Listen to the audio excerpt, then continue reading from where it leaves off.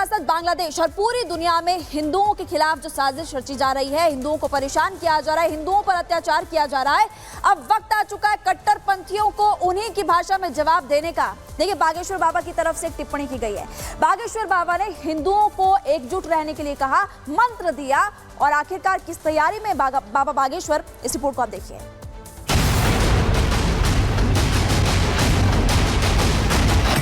2-4 साल और आप साथ दो, सब हरी हरी बोलेंगे।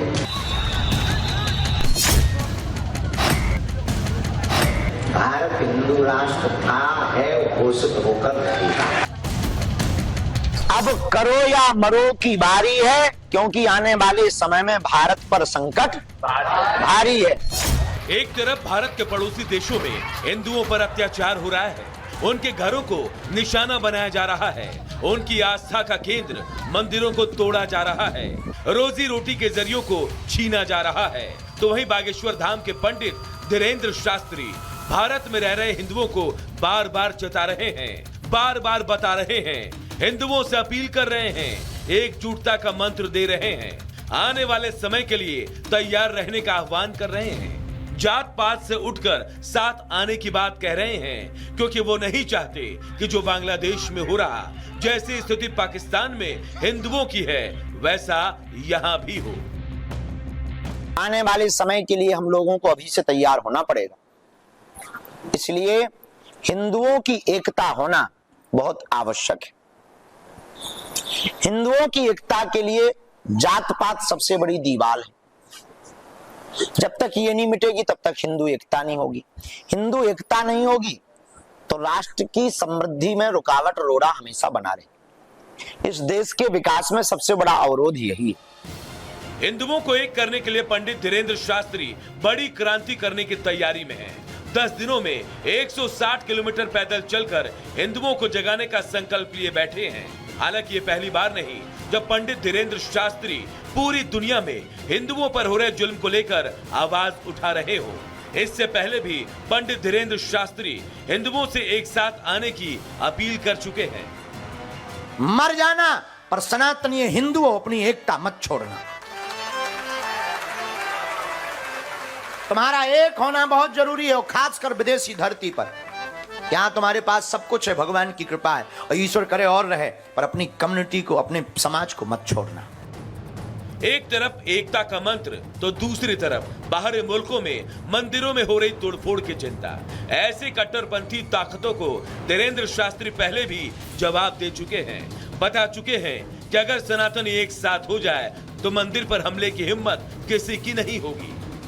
एक मंदिर के ऊपर कोई उंगली उठाए तो मैं सौगंध है भारत की, तुरंत एकता के साथ खड़े हो जाना। हमारी प्रार्थना है, और ये अगर तुम नहीं कर पाए तो तुम जीते जी बुझदिल हो, खुद भी जागो, दूसरों को भी जगाओ। साफ है, पंडित धीरेंद्र शास्त्री समझ रहे हैं, देख रहे हैं कि कैसे पूरी दुनिया में कट्टरपंथी ताकतें हिंदुओं को नफरत की आग में धकेल रही हैं, कैसे हिंदुओं को धार्मिक कट्टरता का शिकार बनाया जा रहा है, उनकी हत्याएं हो रही हैं, और यही वजह है जिससे बचने के लिए धीरेंद्र शास्त्री हिंदुओं से एक साथ आने की, एकजुट रहने की बार बार अपील कर रहे हैं। Bureau report, Republic Bharat. और चलिए जरा आपको बताते हैं कि जो बाबा की यात्रा है, पद यात्रा, ये किस तरीके से आगे बढ़ने वाली है।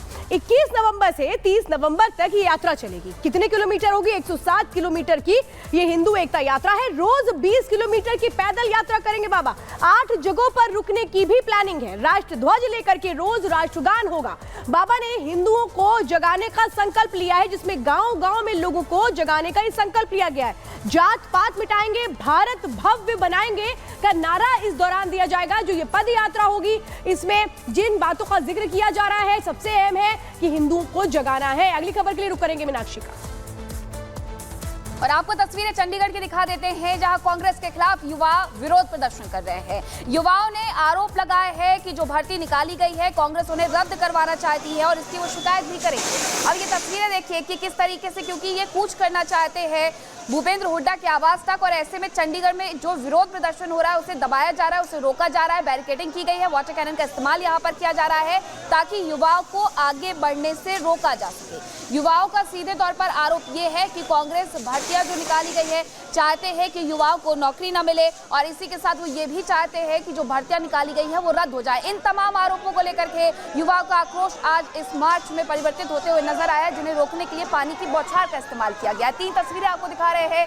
युवाओं में इस बात को लेकर के आक्रोश था और यही वजह थी कि वो घेराव करके आगे बढ़ना चाहते थे, लेकिन उन्हें रोक दिया गया। कांग्रेस के खिलाफ जो मार्च किया जा रहा था उसे पानी की बौछार से दबाया जा रहा है, वाटर कैनन का इस्तेमाल किया जा रहा है, और ये वो युवा है जो देश का भविष्य माने जाते हैं, लेकिन इनके लिए जो भर्तियां निकाली गई है उसे लेकर के कांग्रेस अफवाह फैला रही है। और इसी बात को लेकर के इनमें ये नाराजगी है और अपनी नाराजगी जाहिर करने के लिए कांग्रेस के खिलाफ ये मार्च निकाला जा रहा था युवाओं के द्वारा, लेकिन इस मार्च को रोका गया है, बैरिकेडिंग की गई है। भूपेंद्र हुड्डा के आवास तक ये लोग ना पहुंच पाए। इस सब का जो ध्यान है, विशेष ध्यान है, वो रखा जा रहा है कि किसी भी तरीके से बैरिकेडिंग लगा करके युवाओं को यहीं पर रोक दिया जाए, वाटर कैनन का इस्तेमाल करके उन्हें यहाँ से तितर बितर किया जाए ताकि ये मार्च आगे ना बढ़ पाए।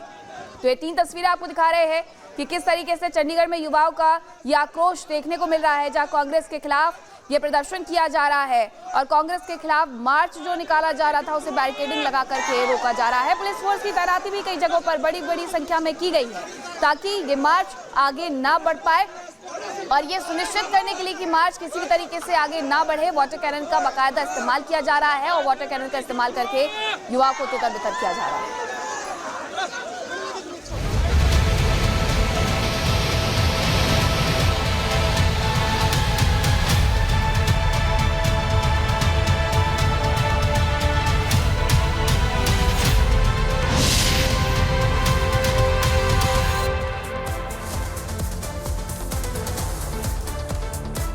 और चलिए बात करेंगे आसमानी आफत की, क्योंकि लगातार लोगों की मुश्किलें इस वक्त बढ़ती हुई नजर आ रही है। कुछ ऐसे राज्य जहां पर सड़कें हो, घर हो, जलमग्न हो चुके हैं और वहां के लोगों को परेशानियों का सामना करना पड़ रहा है।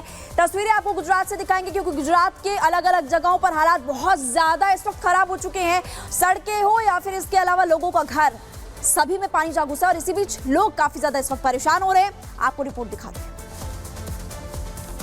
तस्वीरें आपको दिखाएंगे, रिपोर्ट भी आपको दिखाएंगे, लेकिन सबसे पहले देखिए गुजरात की बात करें, गुजरात की मोरबी की बात करें। अलग अलग जगहों पर बहुत ज्यादा बारिश हुई और इसी वजह से वहां पर वाटर लॉगिंग की समस्या हो गई, और इसी वाटर लॉगिंग की समस्या की वजह से लोग वहां पर काफी ज्यादा अभी परेशान हो रहे हैं। गुजरात में जल तांडव, पिछले 48 घंटे में बाढ़ बारिश से 15 लोगों की जान चली गई है।